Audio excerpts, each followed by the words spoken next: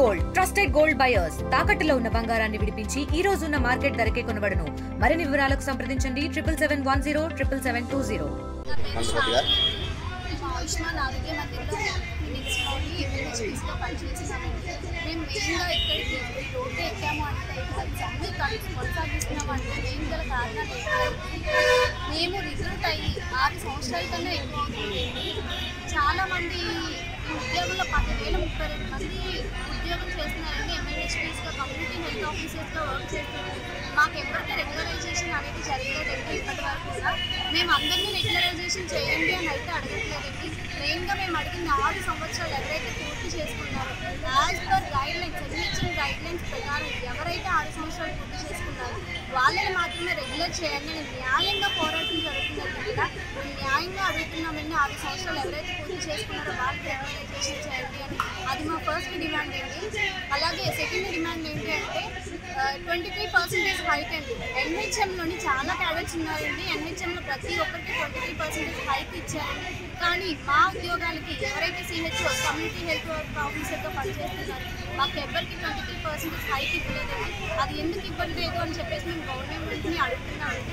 మాకు 23% హైక్ ఇవ్వమని అడుగుతున్నామండి. నెక్స్ట్ మా డిమాండ్ ఏంటి అంటే ఫిక్స్డ్ పే.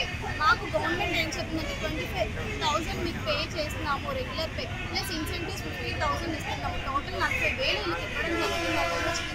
ఇదే చాలా ఎక్కువ. అన్ని రాష్ట్రాల్లో చూస్తుంటే మన రాష్ట్రంలో చాలా ఎక్కువగా 40,000 జీతం వీళ్ళకి ఇస్తున్నామని చెప్తున్నారండి.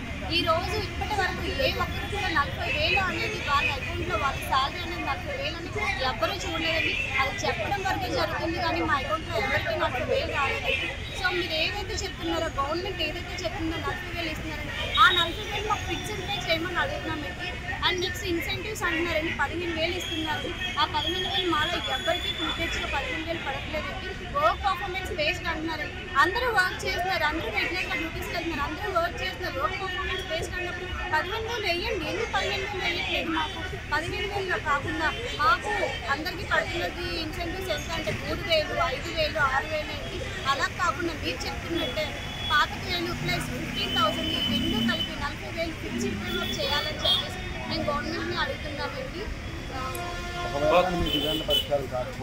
కనుక మాకే కనుక ఇంకా ఇవ్వకపోతే మేము ఇంకా సమ్మెను కొనసాగిస్తూనే ఉంటాం సార్. ఎందుకంటే ఇది న్యాయంగా పోరాటం సార్, న్యాయమైన పోరాటం.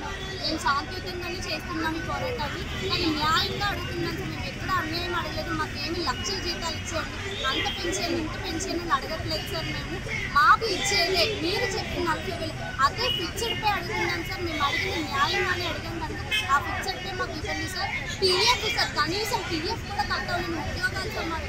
చెప్పుకోవడానికే గవర్నమెంట్ ఉద్యోగాలు, కానీ వెనకాతలు చూస్తే గవర్నమెంట్ అన్న పేరు తప్పించి మాకు ఏ బెనిఫిట్స్ రావట్లేదు సార్. పిఎఫ్ అయినా మాకు కట్ అయ్యేలా చూడండి సార్. బయట ఏ ఉద్యోగం చేసుకున్నా, ఒక సెక్యూరిటీ జాబ్ చేసుకున్నా, ఏ షాపింగ్ మాల్స్లో చేసుకున్నా, ఏ బ్యాంక్లో చేసుకున్నా, ఎలాంటి దాంట్లో చేసుకున్నా సరే కనీసం పిఎఫ్ కట్ అవుతుంది. అంటే పిఎఫ్ దేనికంటే కట్ అవుతుంది? ఫ్యూచర్లో మనకి దేనికైనా ఆ డబ్బులు ఉపయోగించుకోవడానికి, అవి మనం దాచుకునే డబ్బులే కదండి. అలా అనుకునే ఆ పిఎఫ్ అనేది నేను దాచుకుంటాను. అలాంటి పిఎఫ్ కూడా కట్ అవ్వకపోతే ఇది గవర్నమెంట్ ఉద్యోగంగా మేము ఎలా భావిస్తామండి? ఎవరికైనా చెప్పుకోవడానికి అయినా సరే వీళ్ళు గవర్నమెంట్ ఉద్యోగస్తులు, గవర్నమెంట్ ఉద్యోగంలో ఉన్నారు అని అనుకోవడమే తప్పించి మా గవర్నమెంట్ నుంచి బెనిఫిట్స్ అనేవి పిఎఫ్ కూడా రావట్లేదండి. కనీసం పిఎఫ్ అయినా మాకు కట్ అయ్యేలా చూడమని గవర్నమెంట్ మేము వేడుకుంటున్నాం సార్. మరిన్ని వీడియోస్ కోసం ఛానల్ ని సబ్స్క్రైబ్ చేయండి. లేటెస్ట్ అప్డేట్స్ కోసం వాట్సాప్ ఛానల్ ని ఫాలో అవ్వండి. ఆ లింక్ డిస్క్రిప్షన్ లో ఉంది.